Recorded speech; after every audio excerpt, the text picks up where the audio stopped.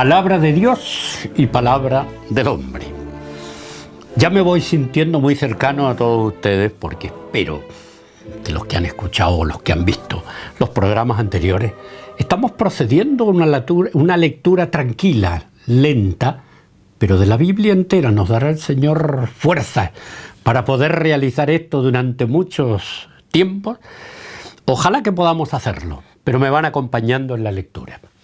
Estamos situados en el Génesis, por supuesto, habiendo dejado ya los 11 primeros capítulos de carácter más mítico, decíamos, y hemos comenzado en la anterior el capítulo 12, desde donde comienza la historia de Abraham. E insistimos mucho en el concepto historia real, no invento, no cuentos, son acontecimientos de un hombre concreto de carne y hueso que se llama Abraham, que viene con su mujer Sara, que viene con su sobrino Lot, que son los nombres que aparecen, pero lo que viene es con toda una tribu, que viene con un montón de ganado, que viene con plata en los bolsillos, con las bolsas, que viene con las carpas para ir acampando poco a poco. No podemos pensar en un viaje express, sino que es un viaje muy lento, en que se van trasladando de pozo en pozo, porque los animales necesitan beber, porque los humanos necesitan tener lugares donde aprovisionarse, donde tener alimentos o comprar los alimentos, y donde finalmente van a establecer un campamento base para desde ahí probablemente ir repoblando toda esa tierra. Pues bien, Abraham ha estado un tiempo, no sabemos cuánto, pueden haber sido 1 año, 2 años, él ya se ha asentado en esta tierra de Canaán, ya sabemos que está en la montaña de Samaria, en realidad, entre Siquem, Betel, Ai, ya tenemos los nombres de los lugares físicos que hoy día se pueden recorrer y se pueden reconocer en las excavaciones arqueológicas, que no solamente existieron, sino que tuvieron en ellos lugar los acontecimientos que Abraham nos va contando, o que el relator del escrito sobre Abraham en el Génesis nos va contando.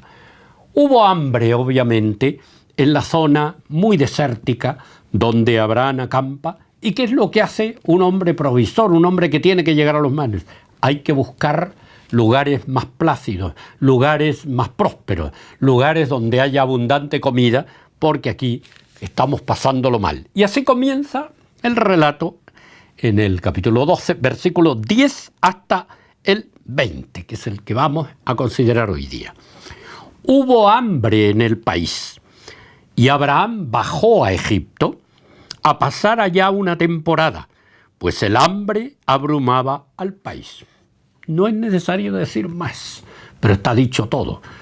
¿Por qué va Abraham a Egipto? Simplemente porque el desierto no le da de comer, y porque él es un caminante, él es un peregrino, él sigue la senda que Dios le está mostrando, y también aquí le muestra la senda de Egipto. Y habla de bajar hacia Egipto. Obviamente, Egipto es una planicie con el Nilo, y en cambio ellos están en la montaña. Aquí están en la montaña de Judá y Samaria. Por lo tanto, está muy bien puesto que bajar a Egipto no es por mirar el mapa que nosotros vemos, sino porque efectivamente hay un descenso de los lugares desérticos de montaña a estos lugares fértiles de la zona del Nilo, donde efectivamente estaba la riqueza que ansiaban muchos. Había 2 ríos, recuerden ustedes que la Biblia está entre 2 grandes ríos, el Nilo por el sur y el Éufrates y el Tigris por el norte. Y en medio de esos ríos, de esos grandes ríos que eran las grandes civilizaciones, donde estaba la riqueza, donde están los imperios, donde está lo poderoso de este mundo, aparece esta franja pequeñita entre el desierto de el Arab y el mar. Y ahí, en esa franja pequeña, discurre un pequeño río, pero un río que da también riqueza y abundante, que es el río Jordán, el que vendrá de las alturas, allá desde el Golán, para ponernos en geografía actual, que viene por el lago de Genesaret o el lago de Tiberías, como se llamará posteriormente, y viene ese hilo que va a morir en el Mar Muerto. Esa es la tierra de Abraham. Esa es la tierra que él ha venido a habitar desde las zonas altas de Harrán o de Siria o de Mesopotamia.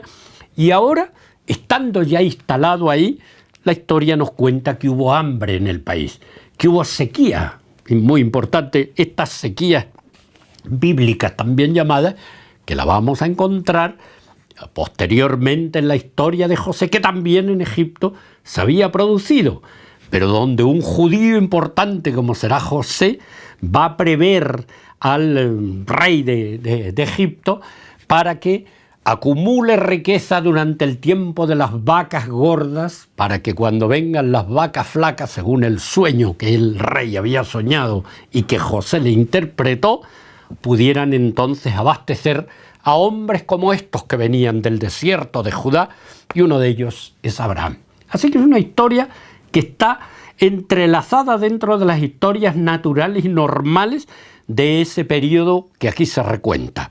Estamos, y es bueno decirlo, alrededor del año 1800 a.C. 1800 a.C. Así que hubo hambre en el país y Abraham bajó a Egipto a pasar allá una temporada. O sea, no a quedarse, sino solamente a que pasara el temporal, a que pasara la dificultad, pues el hambre abrumaba al país. Estando ya próximo a entrar en Egipto, dijo a su mujer Sarai: mira, yo sé que eres mujer hermosa. En cuanto te vean los egipcios dirán, es su mujer, y me matarán a mí, y a ti te dejarán viva. Es decir, este texto es lo más hermoso que se puede entender. A veces nos preocupa por la razón moral, por la razón, de la inmoralidad que va a cometer el pobre Abraham para tratar de salvar la vida, que bueno, te vas a tener que entregar y no digas que eres mi mujer porque esto va a ser un lío. Lo vamos a interpretar después. Mira, yo sé que eres mujer hermosa y en cuanto te vean los egipcios dirán, es su mujer, y me matarán a mí y a ti te dejarán viva. Di por favor que eres mi hermana, a fin de que me vaya bien por causa tuya y viva yo en gracia a ti. Efectivamente, cuando Abraham entró en Egipto, vieron los egipcios que la mujer era muy hermosa. Viéronla los oficiales del faraón, los cuales se la ponderaron y la mujer fue llevada al palacio de faraón. Este trató bien, por causa de ella, a Abraham, que tuvo ovejas, vacas, asnos, siervos, siervas, asnas y camellos. Pero Yahvé hirió al faraón y a su casa con grandes plagas por lo de Sarai, la mujer de Abraham. Y entonces Faraón llamó a Abraham y le dijo: ¿qué es lo que has hecho conmigo? ¿Por qué no me avisaste que era tu mujer? ¿Por qué dijiste mi hermana de manera que yo la tomé por mujer? Ahora pues, he ahí a tu mujer, toma y vete. Y Faraón ordenó a unos cuantos hombres que le despidieran a él, a su mujer y todo lo suyo. Este suele ser un tema de carácter moral que se ha planteado a lo largo de la historia a todos los escrituristas, a todos los intérpretes, para decir, pero ¿cómo es posible? Abraham, el elegido de Dios, Abraham, el hombre que es capaz de entregar su vida entera, y va a caer en esta atrocidad de ser un mentiroso, de exponer a su mujer para que la convierta un poco menos que en prostituta, y todo esto para salvar su vida. Aquí tenemos que ir con paso lento. Está reflejando la realidad del tiempo de estos patriarcas. La moral es muy genérica, es muy amplia. Obviamente que a lo mejor el robar, el usar de la mujer del prójimo, etcétera, está dentro de las cosas que no deberían hacerse, pero no está dentro de los principios rígidos que nosotros adquiriremos, obviamente, cuando desarrollemos el sentido de la dignidad plena de la persona.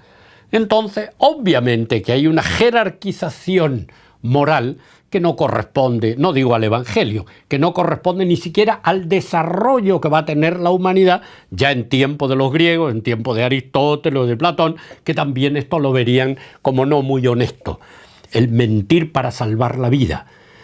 El valor de la vida, y uno así que lo puede entender así, es el valor máximo.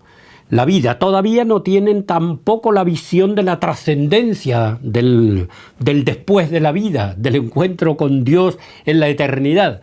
Así que tenemos que entender que la moral de estos patriarcas, de estos hombres del desierto, es una moral muy elemental, en que la vida lo es todo. Y la vida es la que manda incluso que se puedan cometer esto que nosotros llamaríamos torpeza, y que el autor sagrado, que perfectamente lo podría haber obviado, no lo obvie, sino que lo diga expresamente. Esta es la debilidad de Abraham, si tendrá muchas otras debilidades Abraham, pero una de ellas es esta. Y lo curioso es que aquí interpreta que el que no tuvo el tino fue el faraón por no haber averiguado más allá de quién se trataba. Este es un tema simpático, es un tema incluso para bajar a la realidad humana que la Biblia nos presenta.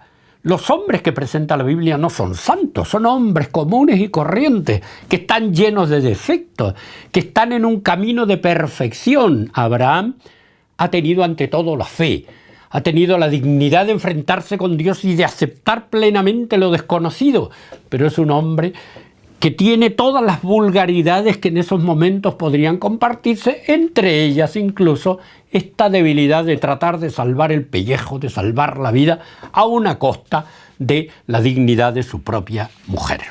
Hasta ahí nada más podemos llegar, porque no pretendamos nosotros explicar los acontecimientos del pasado con los criterios que vendrán posteriormente y que en el Evangelio nos elevarán la dignidad, nos elevarán la conducta, nos elevarán el sentido de la pureza, el sentido del matrimonio, de la familia, que obviamente en este tiempo aún no existían.